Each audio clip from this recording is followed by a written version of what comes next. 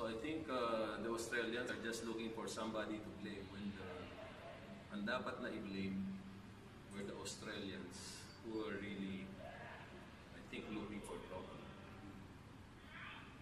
When they came, the tone was set the day before when they were already ripping the decals without any permission. I coached the national team. I would never do that coming into any venue. And you have to respect the property of the other people.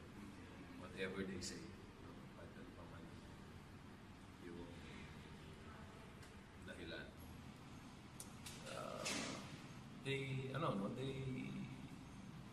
They felt unsafe, no, sa security nila. No? Parang they feared for their safety. But who put them in that place anyway? Sila rin. They put themselves in that situation. Nobody put them in that situation. They put themselves in that situation. So, kung magkakampihan tayo dito, bias ako, Pinoy ako, kakampi na ako sa Pinoy. Some people will say, high ground na what we did was embarrassing. I think mas nakakahiya kung pinabayaan natin yung player natin na ginanon na lang na wala tayong ginawa sa sarili natin bansa.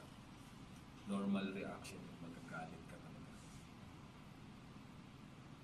Hindi ka naman galit. Sabi ko, huwag niyo akong tanongin dahil nakabahit ng tinanong niyo.